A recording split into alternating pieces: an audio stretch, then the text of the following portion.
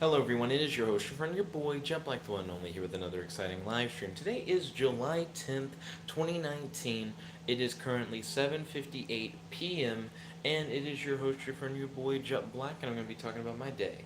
Today I've been studying a lot of HTML. I'm trying to learn multiple new programming languages and tools for my job. Outside of work stuff, I've been texting with Beth and with Dozer. Me and Beth have been talking about our day, talking about future dates, stuff like that. Me and Dozer talking about like comic books and things of that nature.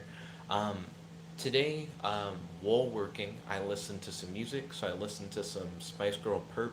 She's like a goth female rapper. I listened to one rapper whose name is actually kind of offensive, so I'm not gonna say his name. Uh, but his at least one of his songs is really funny. I thought I was gonna enjoy a lot of his music, and in the end, I was like, well, that one song was good. Not saying that the other ones are bad, but they're just not as good. If you want to look him up, he's on Elevator, which is a channel for like underground indie rap. And the song in question that I really like is called Stan Lee. So if you want to check him out, feel free to. I'm just not gonna say his name. Um, I also listened to a whole bunch of different songs from Elevator. I just kind of let that ride.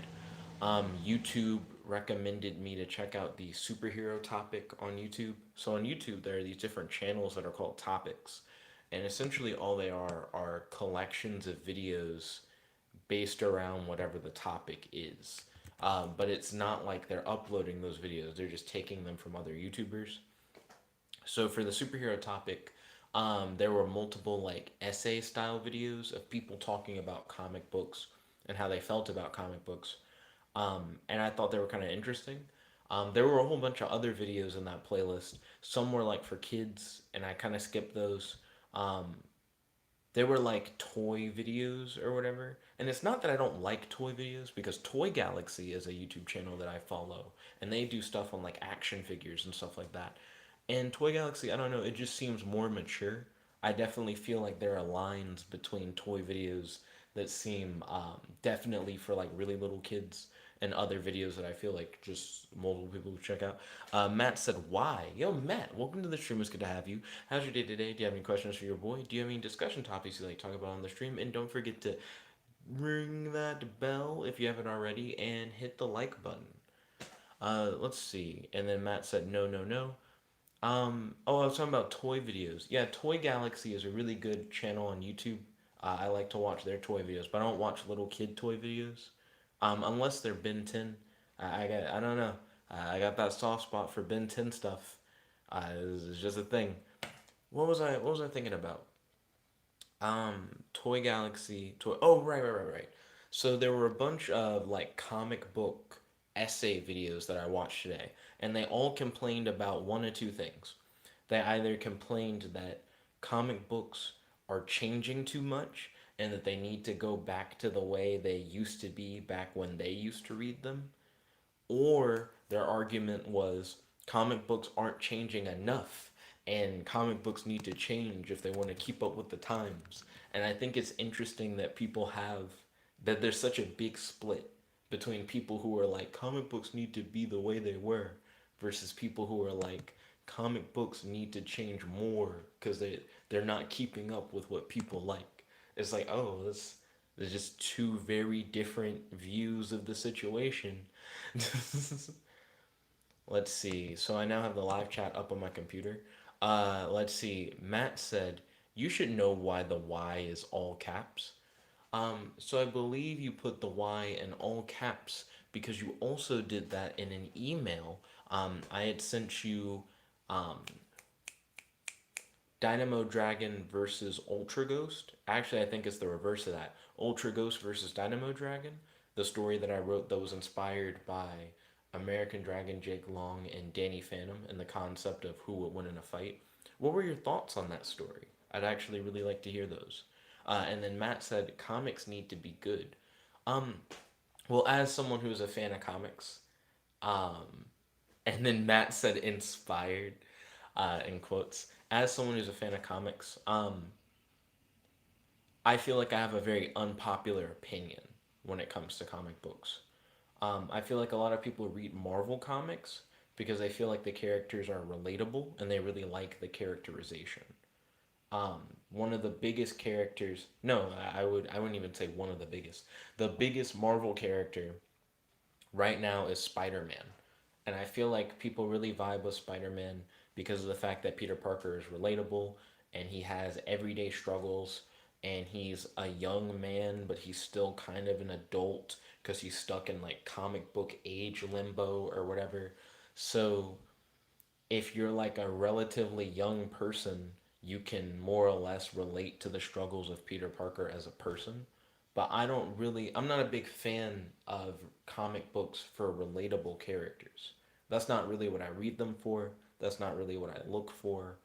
I look for like, so this person can do this, this, and that. How is the writer going to challenge them? Do I feel like there's any suspense? Like, do I feel like at any point the hero is actually going to lose or not? How did they overcome their challenge? Was it clever? Was it not clever? Etc. Matt said there are so many problems. All that can be stated, no, all that can be started with why. And then he said, why is the story bad? He said, why are these inspired characters actually just hollowed out power husk of these characters? Um, how did you feel about their motivations for why they were fighting, Matt? Because for that story in particular, I don't jump into really big detail about their backstory for real. You get like their motivations, you get the dialogue between them, which is how you learn their motivations, and the conclusion kind of tells you a lot more about the heroes and like who they were as people. Matt said, "Why do we care about these husk of characters that have no personality?" And then he said, "Why is there actually no motivations?" So the reason why the two characters are fighting, Ultra Ghost and Dynamo Dragon, in the short story I wrote, is because of the fact that Ultra Ghost, well, it's weird to start with Ultra Ghost. I'm going to start with Dynamo Dragon because Dynamo Dragon's whole thing is that he protects the world from magical threats. And he has a crystal ball that he can use to see into the future, and he can see when threats are going to happen before they happen. So he's kind of doing I think it's called Minority Report or whatever. There's like a show about this concept, and there are a whole bunch of things that use this concept. But whatever. He uses the um, crystal ball, and he sees that Ultra Ghost, like 20 years in the future, becomes this tyrant who kind of like rules over the future. And he just kind of uses his powers to kill anyone who stands in his way. So Dynamo Dragon's like, in order to prevent that future from occurring, I need to like stop you now. And he's like, I'm not just gonna like arrest you, like I'm gonna like kill you essentially. So Dynamo Dragon wants to kill Ultra Ghost, while Ultra Ghost is like, hey, I don't really want to fight you. If it comes to it, it comes to it. But I would prefer if we didn't fight. We're friends. We fought together in the past. Da da da da. And then he's like, why would you believe that I would ever become this crazy like tyrant villain character that you saw in the crystal ball when you know that I'm a good person and we've like fought together? You should know me kind of thing. And Dynamo Dragon more or less is like, I thought I did know you, but I guess I don't. Which are the motivations behind the fight? Like Ultra Ghost more or less is trying to fight for his life, and Dynamo Dragon is trying to fight for the future. They both feel like they're in the right because Ultra Ghost is like, I'm just trying to defend myself. I haven't actually done anything wrong. And then Dynamo Dragon is like, I'm just actually trying to defend the future. This is just my job. You know what I mean? Matt said, I know why they were fighting. Well, that's their motivations. Their motivations for fighting. Because it's a fight. The story is actually like a fight. Matt said, you pulled the Danny Phantom older self is evil and pulled Jake's family orb to tell not Jake that not Danny is evil. He said, why are there grammatical errors in a story that has either already been published or is in the process of being published? And then he said, the why they were fighting wasn't actually a motivation. Ryan said, what are you complaining about? Yo, Ryan, welcome to the stream. It's good to have you. How's your day today? Do you have any questions for your boy? And do you have any discussion topics you'd like to talk about on the stream?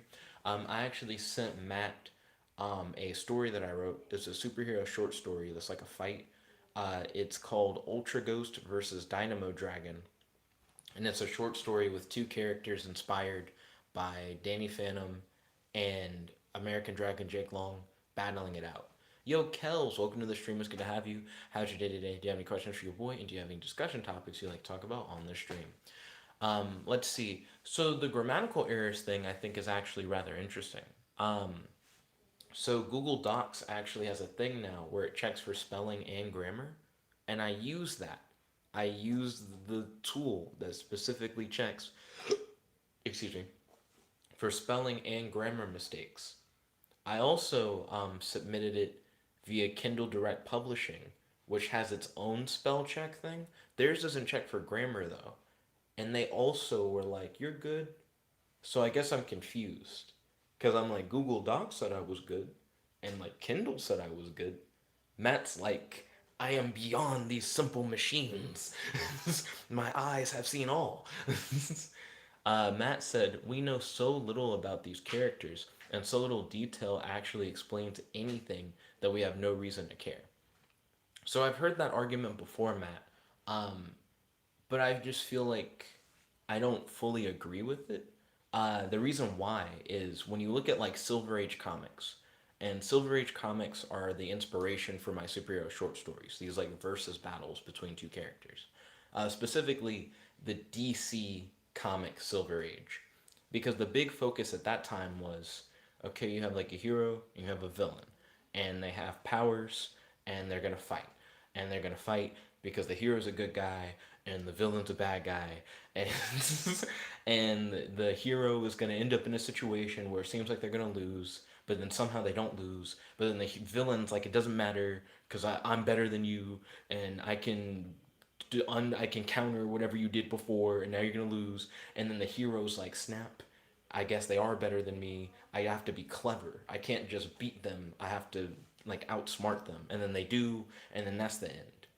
I actually read a few Silver Age Flash comics recently, because like I said, like that's like my inspiration for writing these stories.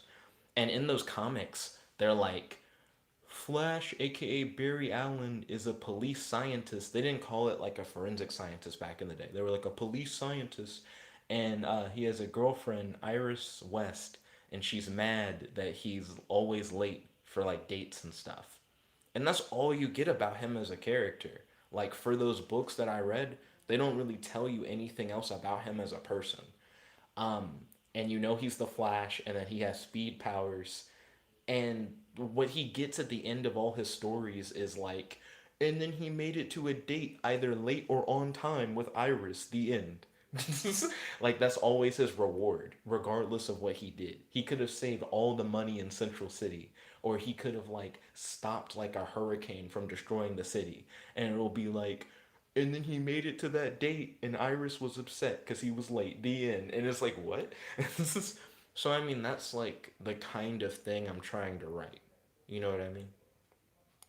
Matt said, we know so little about these characters, and so little detail actually explains anything that we have no reason to care. I think that's what I was just reacting to. So I don't know why I read that again. Ryan said it's a fanfic, so it comes with pre context. Well, it's not really a fanfic. It kind of is, but it kind of isn't. Because of the fact that I'm like, they have different names.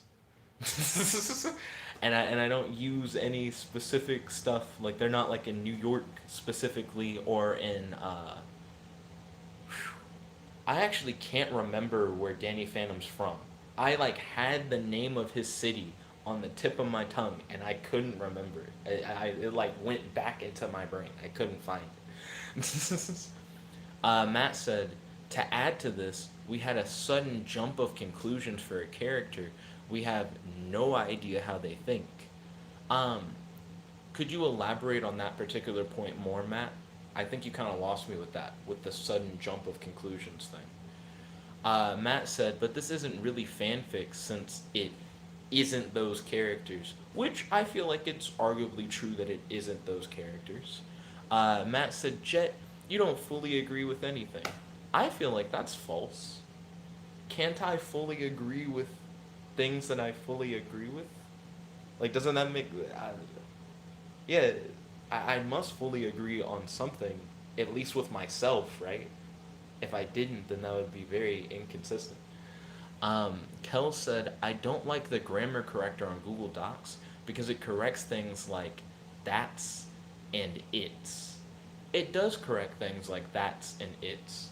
I kind of appreciate that because sometimes I try to use it's with like possessive it's or it's like it is, and I never know which one's right. But I assume Google Docs knows, so I just take it. Matt said Jet is touting that these are technically original characters, so this isn't classified as fanfic. And I agree with what Matt said. At any point, I could write a story with those characters that's dramatically different from the stuff that they're normally in. And you could argue that a Silver Age superhero inspired death battle style story is actually pretty different from what you normally see in Danny Phantom and in American Dragon Jake Long, as it would be a more campy type of story as well as kind of a more violent type of story, considering it's a battle to the death. Matt said, Jet, you shouldn't be actively trying to make something that is bad. I don't think Silver Age superhero stories are bad. You know what I mean? Like, it's like the type of fiction that I enjoy reading, and I feel like modern DC Comics takes a lot from that particular era. A matter of fact, the guy who's currently writing Justice League is like the current Justice League stories. He's trying to go for the feel of like the old Super Friends cartoons, and I'm like, yeah, yeah, like that's the kind of stuff like I really vibe with. I'm glad that it's like that kind of inspired story. You know what I mean? So I really dig that. Ryan said Jet goes on a date. The end. I do think it's weird that all those Flash comics end with him going on a date. He could save the whole world from being taken over psychically by Gorilla Grodd, and then it's like, I guess I'm on a date with Iris West. Yeah. I try to do conclusions that I think are better than the Silver Age stories, because I do think the Silver Age stories kind of have poor conclusions. They either end with the hero being like, and the villain got arrested, and then they like smile, and then it's over. I'm like, that's not really satisfying. It's either that or Flash goes on a date. So for my conclusions, I try to set it up where the people show thanks for whatever the hero did, and they try to reward the hero for like proportionate to what they did. So if the hero like stopped like a bleh, if the hero stopped a robbery at like a grocery store, then maybe the store owner is like, hey, like thank you, and like gives them a discount or something, you know. But if the hero saves the whole world, maybe the United Nations like throws them a ceremony and gives them some kind of proportional reward, you know, that kind of thing. Because I feel like it's too often that Superman saves like the whole planet and he just kind of doesn't get shit. And I just feel like people are more giving than that. You know, if someone did something like that for you, I don't think you'd just be like, thanks, and that's all you get. That's just all that happens. So I feel like it gives to a better setup. I feel like at some point Matt's gonna react to what I said about more satisfying conclusions, because I will say Ultra Ghost versus Dynamo Dragon does not follow the reward thing that I described earlier. It's actually quite different. It's one of the only stories that's very different that I wrote when it comes to how it ends. Let's see. Matt said, you can have simple characters and simple motivations, but then you only wrote 3 paragraphs in a vacuum, so we don't have the serialization of multiple comics. But even in the Silver Age, right? If you read like the first 5 Silver Age Flash comics, I don't think you're gonna come out of it and go, what deep characterization of the Flash. Like Silver Age DC comics. I know I mentioned the Flash a lot. I also read stuff like Dial H for Hero, and I read stuff like World's Finest, which is the Batman Superman team up book. Like I've read more than just Flash Silver Age. But the reason why I keep bringing up the Flash is because he's like the beginning of the Silver Age of comics was the Flash. He was the one who like started that off. So I just feel like he's a really good example, if that makes sense. Um, let's see. Kevin said, "What's up, Jet in chat?" Yo, Kevin, it's good to have you. Welcome to the stream. It's good to have you. How's your day today? Do you have any questions for your boy? Do you have any discussion topics you'd like to talk about on the stream? I don't know why I said good to have you like twice. Matt said, "How do we know the general mindset of not Jake if we only have less than a paragraph that goes over him in his entirety, powers, mindset, etc.?" Well, Silver Age comics also don't go really deep into characterization. We know that not Jake, aka Dynamo Dragon, is a superhero. We know that he relies heavily on the crystal ball when it comes to knowing, like, what disasters he needs to try to stop in the future. We know that he was, at least for a time, or technically still is friends with Ultra Ghost, but now he's kind of put that behind him because he feels like he has a job to do. And I feel like that is conveyed.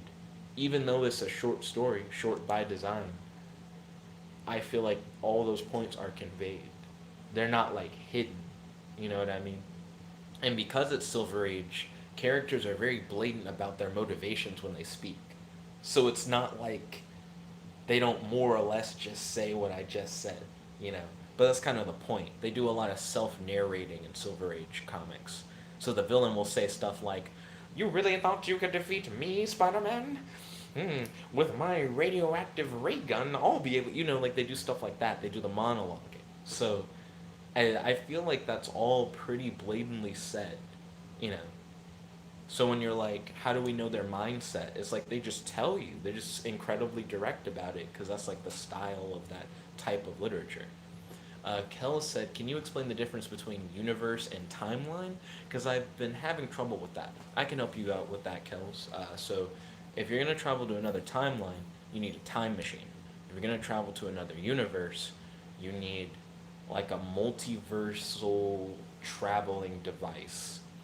Do we have a generic pop culture name for a multiversal traveling device? A wormhole.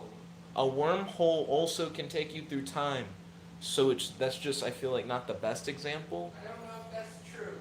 But that is true. That's a very common device for time travel and multiversal travel. I'm not sure if you guys can hear Dad. He, but yeah, I wouldn't say wormhole. That's too vague. You can actually use that for both.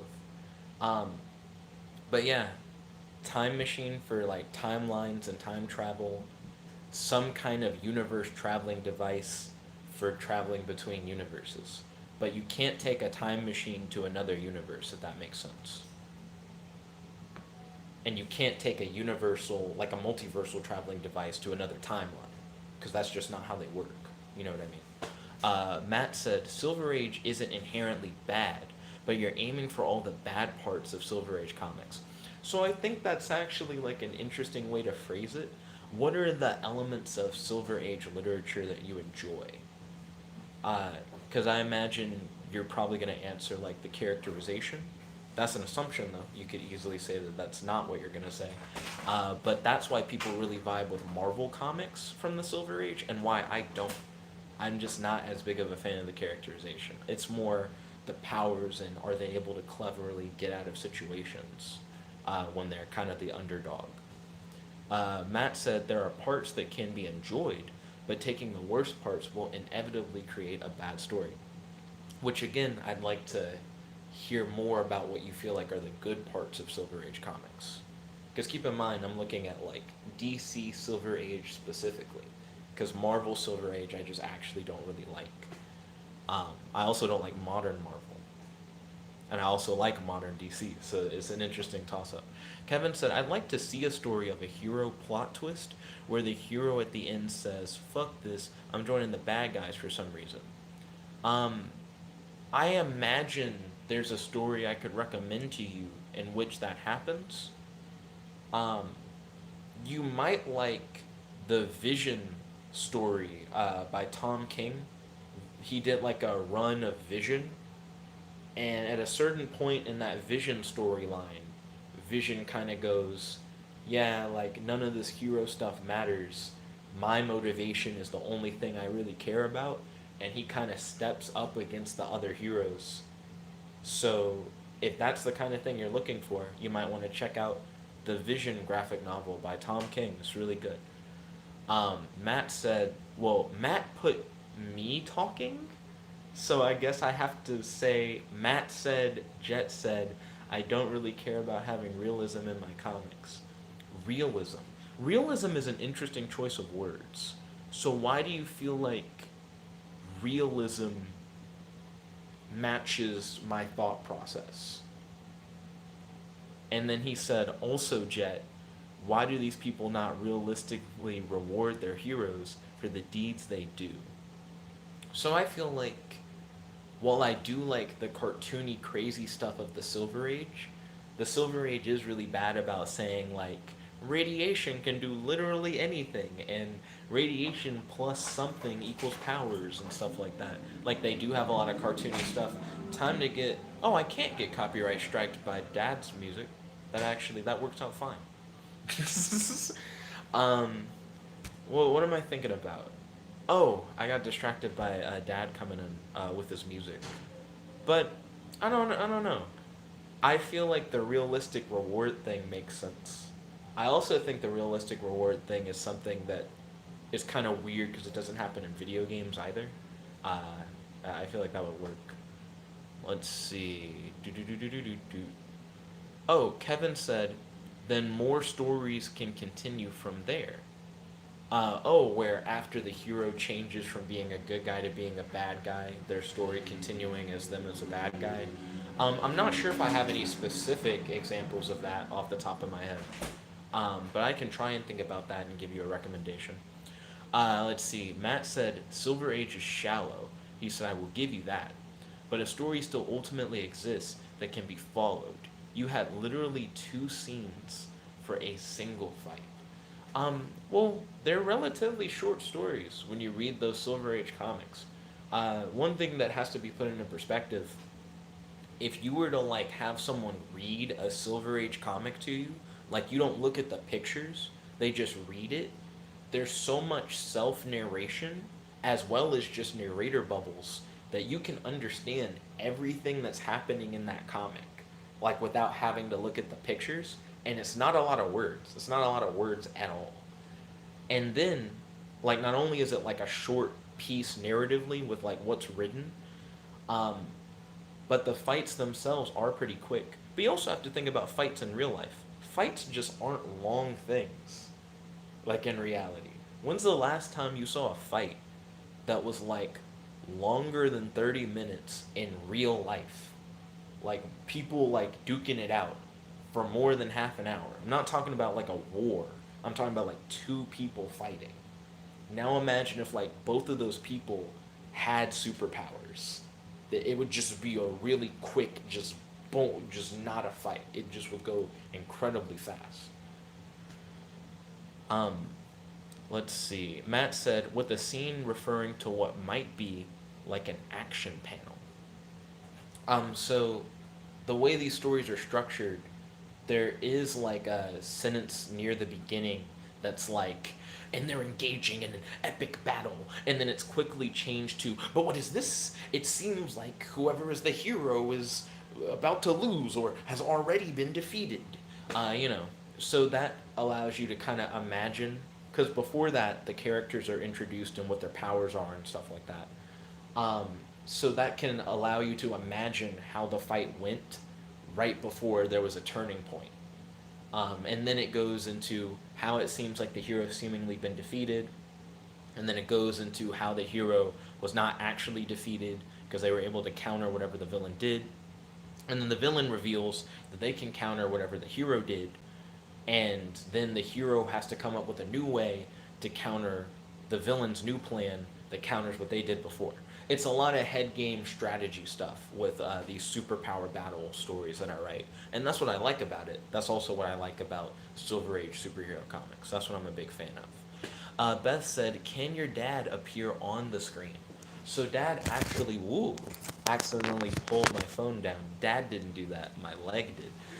Dad actually came in real quick to use the restroom, and then he left. He's been doing a lot of walking recently, And I guess he walks around the neighborhood with a loud Bluetooth speaker, because that Bluetooth speaker is really loud. I'm surprised he bet he can handle that with his ear stuff. But I guess he just walks around the neighborhood sometimes. He's getting like more exercise, just listening to music. I guess headphones would be worse, maybe, because it's right in his ears. But I don't think a speaker has to be that loud. It's kind of weird. Kel said, "Oh my gosh, we just got a Jet's dad's belief of wormholes revealed." Ryan said, "Jet, you don't have to agree with yourself. I, su- I is that true? Is that I'm trying to think of a situation of which you don't agree with yourself. Do you mean you don't have to agree with your past self? Because I feel like with your present self, wouldn't you like always be in agreement until you had some kind of realization that made you go, "Oh, whatever I agreed on before, I don't agree with it now." I couldn't see you not agreeing with your present self. In the moment, I feel like it would be very hard for you to disagree with yourself. Matt said, "Can't be nature of interactions and characterizations what is terrible. Weird flow of events and very cartoony powers that don't make that much sense." What was that sentence? What was the. I don't actually understand what you just said. That was a very interesting use of like a colon and then like no period. Like I don't understand the main idea of what that statement was. Kelsden said, "Did we just get a Jet's dad's music reveal?" And then Beth said, "We did." Ryan said, "Is a hot dog a sandwich?" I believe so. Um, hold on. We can define this. So define sandwich. An item of food consisting of two pieces of bread with meat, cheese, or other filling between them, eaten as a light meal. If you believe that a hot dog is a light meal, also, does a hot dog bun count as two pieces of bread or one piece of bread that has a bend in it? If a hot dog is only one piece of bread with a bend in it, then definitionally, based off of that definition at least, it wouldn't be a sandwich? Like if it requires two pieces of bread and this technically isn't two pieces of bread, then I guess it wouldn't be a sandwich? I don't know. Let's see. Matt said, "I also just realized you started in the middle of the fight, which we had no context for in the first place." Well, like I said at the beginning in the narration, it mentions that they're like in an epic battle. And also before that, it mentions that, they're both like these beings with powers. It also tells you like the setting. So you at the very least know you got this guy and you got this guy and this guy has this powers and this guy has that powers and they're in this place and it's this time of day and they're fighting. Oh, one of them seems like they're about to lose. You get at least that much context, and then it's explained through dialogue, the classic Silver Age like aha da na na na na na style dialogue that kind of fills in the gaps. I've noticed that Silver Age comics have a problem with padding out their stories by trying to tell you what the villain's plan is through panels before the fight, but it's unnecessary because the villains just say it. They just like I don't need to see that the guy that the Flash is fighting is actually a guy from 10 billion years ago who was frozen on a very like a very small meteorite that eventually became the Earth, and then he unfroze in the modern day and now he's trying to kill the Flash, because when the Flash fights him he's just going to say that. He just says all of those things. So there's not like you don't really need to see all of that because he's just gonna say it. If that makes any sense. Like if I were to have like shown you the stuff before Matt, it just kind of is a redundancy. Also, the fight before the part where the hero takes an L is also just explained. They just talk about it. So again, it's just one of those things that's not. It doesn't really need to be shown. Now I know a big thing in writing is show rather than tell. But I feel like the bread and butter of it, I think really is I'd rather it start with the hero taking that L, and then you go, how'd the hero get in this situation in the first place? And then that's explored. And then you go, okay, then how'd the hero not actually take the L? And then that's explored.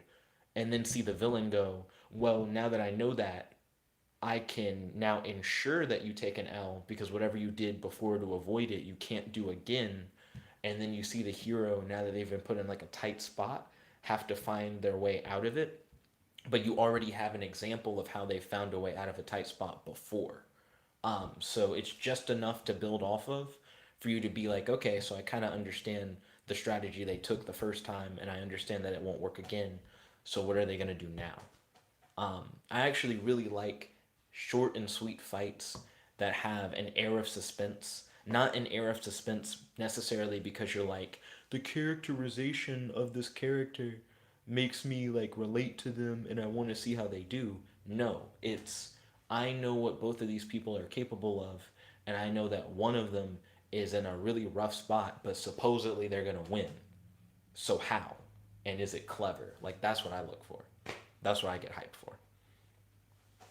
Let's see. Matt said, yes, Ryan, please don't distract from the issue. Beth said, yes, a hot dog is a sandwich. Hot dog goes into the bun. Then Kel said, I think radiation's dope. He said, I got the power of atomic breath. He said, I also got cancer and cystic fibrosis, but I think that's worth it.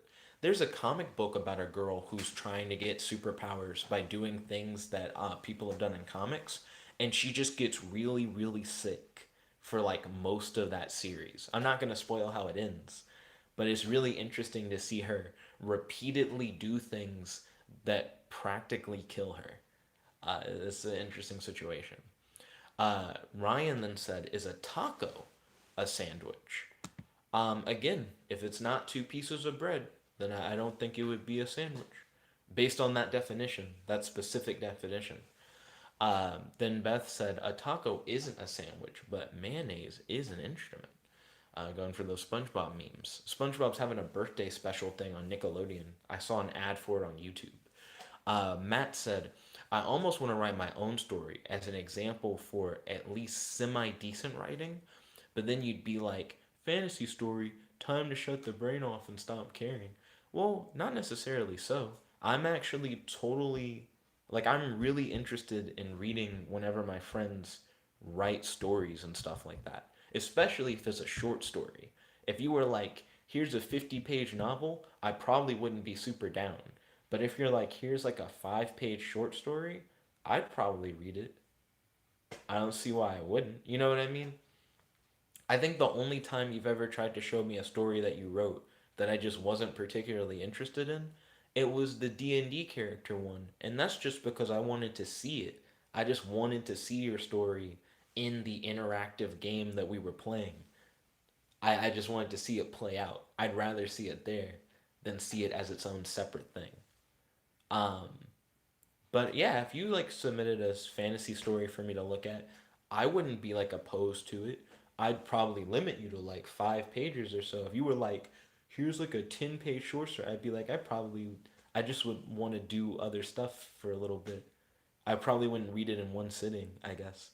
Um, but no, I wouldn't be like, shut my brain off and stop caring. I hope you don't feel that way about the Silver Age superhero story that I showed you, that it was like a shut your brain off and stop caring thing. But if you did feel that way, I understand. I do feel like Silver Age superhero stories aren't for everyone.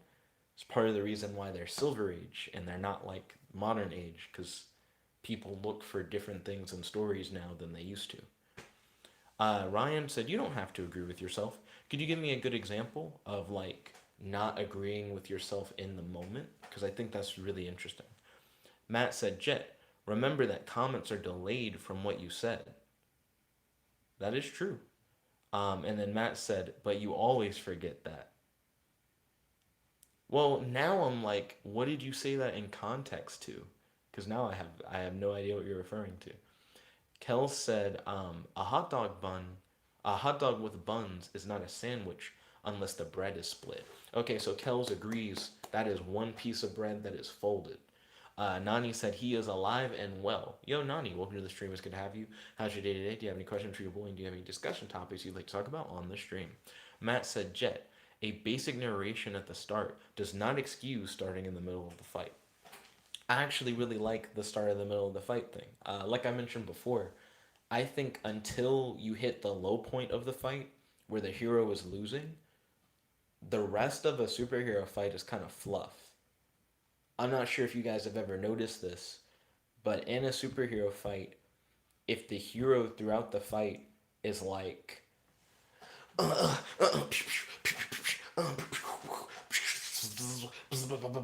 and they haven't hit their low point yet in the fight, then all that doesn't matter. It really doesn't until the villain gets the hero in a position where it's like, how is the hero going to get out of it? It's just kind of filler. I'm not saying it can't be cool. I'm not saying it can't be like a super flashy, enjoyable affair. Um, but a big part of what I'm writing is that I'm purposely making them short. They are supposed to be short stories in the style of like a Silver Age DC comic book type of story, done in a script style. Like, I guess the ideal form of what I'm writing would either be illustrated as a classic Silver Age comic, or it would be like a radio show, like one of those old superhero radio shows where you like hear someone like dramatically act it out, because it is done in like a script format. Um, and I just don't really care for like the extra stuff in the fight. I just want to get to the bread and butter of the fight because it is a short story. The point is to be short. Kel said, I think it would be better if you show the villain's backstory and you just don't have him explain his backstory at all. Well, that's a big difference between how like modern stuff is told and how Silver Age stories are told. So I prefer when the villain just says it, because the villain normally says it in the middle of a fight. Now, you may be like, why is that more impactful? I think it's more impactful to me because you get to see the hero and how they react to what the villain said. Because when you see the villain's origin, but the hero doesn't, then it kind of doesn't really have a point in the story other than for your benefit. But when the hero is witness to the villain's origin for the first time and you get to see that moment, you get to see how the characters interact. Does the hero care? Does the hero sympathize? Does the hero not care? Is the hero mainly focused on just trying to like help others or just help themselves? I feel like those are all really big factors. That's another thing that I really like doing with these superhero stories. I try to put the hero in situations where they're not just like, I'm doing the right thing because that's the right thing to do. Rather, I like to write superhero characters who are like, this is going to directly inconvenience me. I'm not going to be able to just not be here. I'm in a situation where if I don't do something, I am like directly affected, or someone I love is directly affected, rather than just like, oh, the city next door is getting attacked. Because the city next door is getting attacked. You could have a superhero who's like, this is my duty, I have to go stop it. But I could also very well see a superhero being like, until he's here, I gotta go to Walmart. You just have other obligations. Let's see. Laura Bidencourt retracted their message. Yo, Laura, welcome to the stream. It's good to have you. How's your day today? Do you have any questions for your boy? And do you have any discussion topics you'd like to talk about on the stream? Matt said, but then Jet would be like, but that's what Silver Age Comics did, and I'm trying to mimic that, so we have to do it. Well, it's not that, like, we have to do anything. You know what I mean? It's more that I really like that style, and I'm taking the things that I like from that style and I'm putting it into short stories that I enjoy writing and I enjoy like thinking about and like reading over. Um, so that is like what I'm going for. You know what I mean? Um, so it's not a thing where it's like, oh, this writing convention is dumb, but I guess I got to do it. It's like, no, I actually enjoy that. I like reading stories like this, so I'm writing stories that are like the kind of things I enjoy. Matt said, Jet is taking aspects of Silver Age without assessing the actual quality of the parts being utilized. Well, I feel like that goes against what I just said. Uh, to which Matt will then retort, but when I said it, you hadn't said that yet. So, and I get it. Uh, but I just feel like I actually do like those aspects of those stories. And that's why I'm doing it. Matt said, Jet, I can guarantee that any writing I have will be novel esque length. But does it have to be? Uh, One thing that you might be interested in checking out, Matt, is the guy who's famous for 6 word stories. And the guy who's famous for 6 word stories, I don't know the exact quote, but I can paraphrase. He more or less talked about how, like, the first thing he was really into was, like, the novel.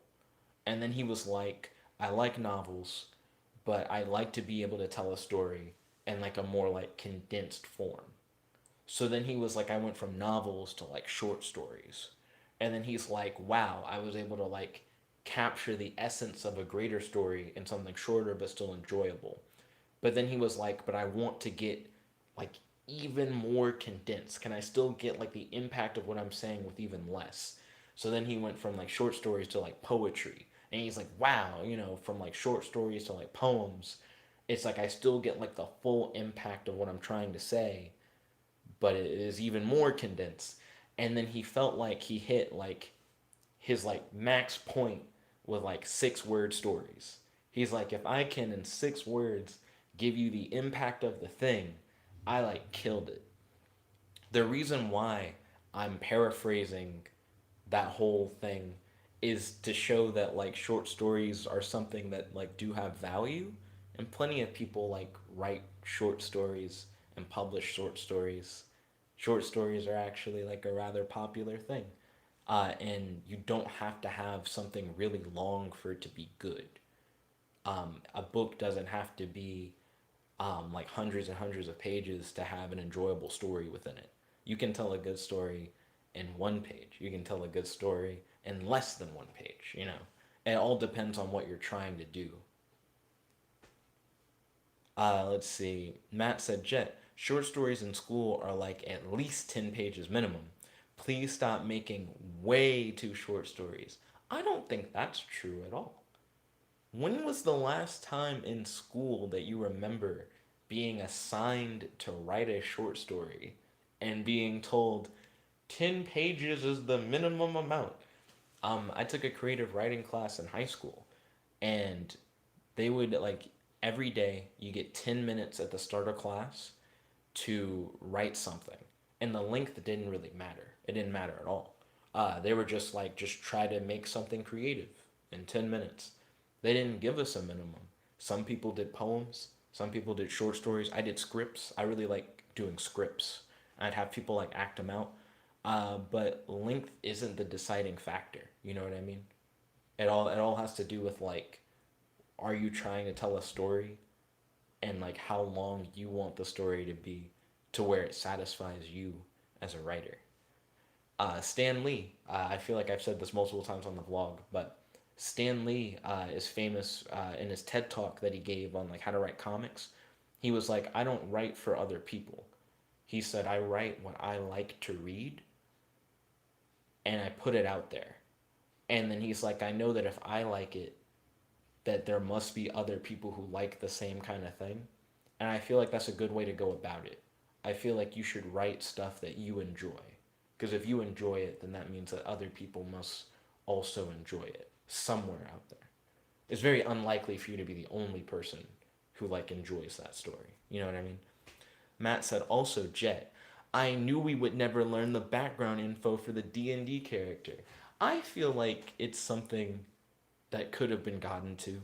I feel like if you talk to Colin more about it, there could have been circumstances put up for you to be able to do that. Matt said, but skeptical nature from you was like, you never know until it happens, even though it's 99% certain. I don't think that's true. I feel like Colin very much so wanted to see what directions we were going to take each of our characters, and that the more you told Colin, hey, I wanted to do this. Hey, this is the goal that my character is trying to achieve. That Colin would try to like put it into his story, but he also had his own idea of what he felt could or could not happen. And I felt like what you wanted wasn't too crazy. Like if you just pushed more that like, hey, this is what I want to kind of be able to do and express in the story, that Colin would have been able to like oblige you if you wanted it to. Matt said, at smallest, oops, it scrolled down too far. Where are we at? Matt said, at smallest, a writing for me would be on a chapter by chapter basis. So you would just send me like a chapter at a time. How long would like a chapter be? Also, I kind of would want to just read a short, complete story from you, Matt. Um, I don't know why, but I guess I would rather it be a thing that has like a beginning, middle, and end. How about this, Matt? I'm totally fine with you writing like a long thing. That's cool with me, and I would still read it. But I would prefer if you sent it like chapter by chapter, as long as the chapters weren't too like crazy long. And could the chapters at least have a beginning, middle, and end? Like, can the chapters at least have a thing that's like the main idea of the chapter? Maybe the characters have a goal that they're trying to achieve. And can the characters achieve the goal by the end of the chapter? Even if you're like, it's a huge thing and it would take them like forever to do it, can they have like mini goals, like mini objectives, and they complete a mini objective every chapter? I just kind of want to see how you're gonna like write it out and how you're gonna have like, I guess I want something satisfying each chapter. I don't want it to be a thing where it's like, and then chapter one is over and like nothing's really happened. You know what I mean? I still am fine with you doing characterization and like building up your characters and building up your world and world building. That's totally fine. I guess I just want to see something that feels like a complete story for each chapter, but it's a part of like a bigger thing. Kind of like a chapter being the equivalent to like an episode kind of thing. You know what I mean? Let's see. Nani said Cosmic Spider Man versus Alien X. Does Cosmic Spider Man have a limit on what he's capable of doing? Like the power cosmic in Marvel. How does that work? Can you do anything if you have the power cosmic? Because if you can do anything, uh, Alien X and Cosmic Spider Man could be on like a very even playing field.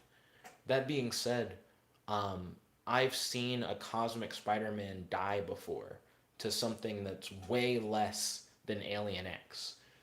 There are these multiversal vampires in Marvel who specifically feast on spider totems, which are essentially the Spider Men and women throughout the multiverse.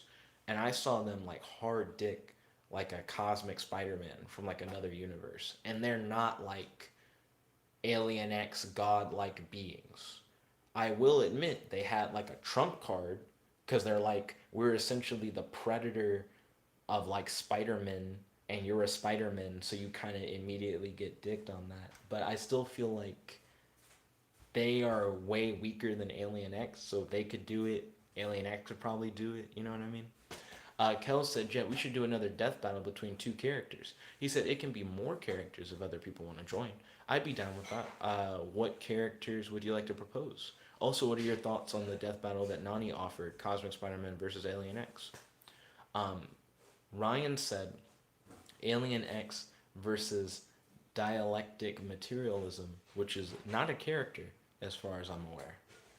Uh, Matt said, why would anyone believe that something as short as 6 words could be satisfying? There's one about baby shoes that I'm sure you've heard. It's like baby shoes for sale, never worn.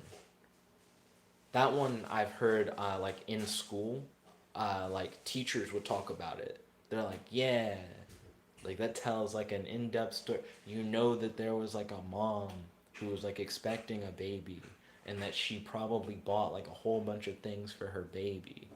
And then for whatever reason she like miscarried or the baby died or something. and now she's trying to like sell the belongings of the baby, and it tells like a sad, bigger story, but you get it in like 6 words. You know what I mean? Like your brain can fill in the blanks and you understand that there's much more happening. And it doesn't even have to be a mom, really. That could also be anyone could be selling those baby shoes never worn. I mean, to be honest, the way that story's written, you could just be someone who makes baby shoes and you're like, these are new, these are some fresh kicks. I haven't sold these to anybody yet. It has a lot of different interpretations if you want to like set it up. Matt said, reading a short story, Jet, not writing them. You lost me on that one, Matt. Again, that's you reacting to something that I said at 8:46, and now it's 8:54. So I lost the context. Jacob said, "What stories are 6 words?" That baby shoes one, and there are just other ones that are also 6 word stories. That's not like the only one that exists. Google it. I think there's like a website where people can share 6 word stories. That is just a legitimate thing. Kel said he was just saying to say shorter stories can have the same impact as longer ones. Yeah, they can have like a similar impact to a longer story. But it is like its own art form to tell a short story.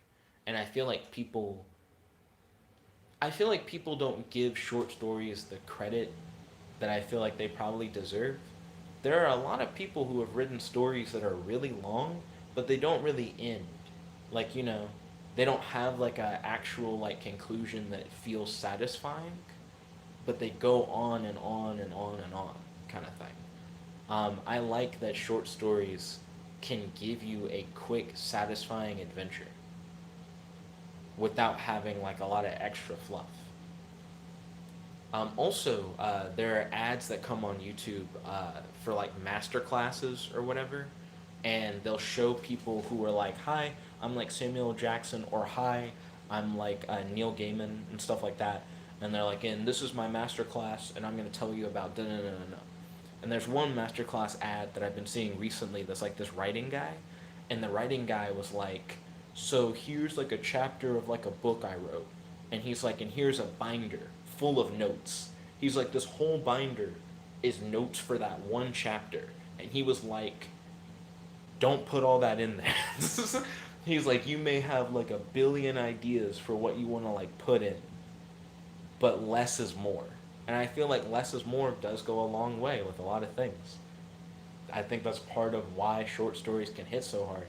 Notice that like Grimm's fairy tales, like Little Red Riding Hood and stuff like that, are just like big things. They're huge like cultural phenomenons that are like very short stories. They're also very different in their original form, but they're rather short stories that have lived on to this day. To this day. And if anything, they've gotten shorter over time.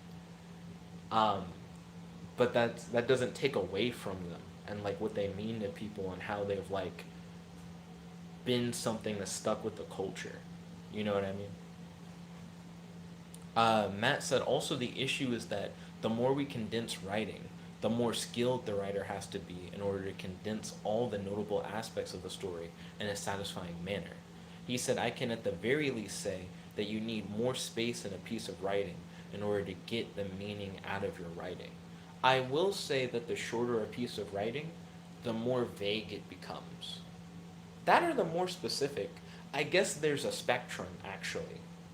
Um, on the far end of the spectrum, you have something that goes to great lengths to describe every little detail on one end, and on the other end, you have like a single word that tries to encapsulate like the theme of a story.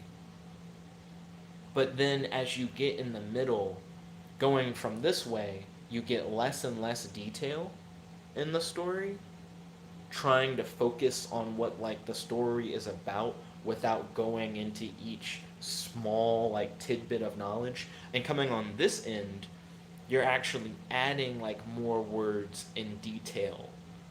But as you do, it goes from being more abstract to more clear. And from here, it's going from being like incredibly clear to being more abstract. So, right in the middle, you have something that's like detailed but also abstract. There you still have details to understand the main idea of the story, but you still have abstractions, things that you can think about and ponder where you're like, I don't actually know every little tidbit about everything, but from what I do know, I can try and decode these abstractions and analyze a work further. You know what I mean? Um, Also, we have like 5 seconds left of the stream. Well, no, that's not true. The stream just hit an hour, but I still have 2 minutes left. Let me try and see if I can get through as much as I can. Nani said, so like a Nick thing. Matt said, Jet. Colin also put us in session 0. I don't believe any of us had any sort of real influence on how we were going forward in the grand scheme of things. I think Colin wanted session 0 to be somewhat satisfying, but I just feel like it fell flat for us. He shared that on Reddit that he did the session 0 thing, and other people who were in the D&D community thought it was really cool. And I feel like maybe it could have been, but I just feel like the execution was a little blah. Let's see. Matt said I was screwed out of the reconciliation moment in the first campaign, and the second campaign shut my character down entirely. I'm sorry to hear that. Again, I feel like that is sadly a byproduct of the campaigns and how they were run. Kel said, I do think that Jet should accept longer stories because when my Sugar versus Winter fight, I had to break the story into a lot of parts and sometimes had to stop at awkward spots. I think that goes back to what I was telling Matt. I feel like when stories are longer form stories, I would really like it if they were set up in a way to where within like a part, you still have a satisfying beginning and an end.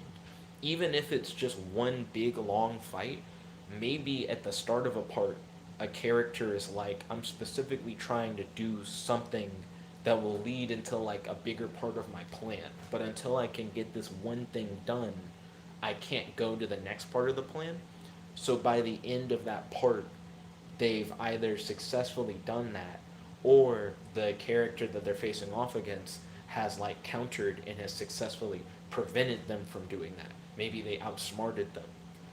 But I do feel like that helps make a long form story feel more bearable because of the fact that each part in itself is somewhat self contained because you have clear character goals and motivations that are satisfied or not satisfied in a very specific way. To where if you stopped reading or if you only read that part, you have at least that chunk of the story.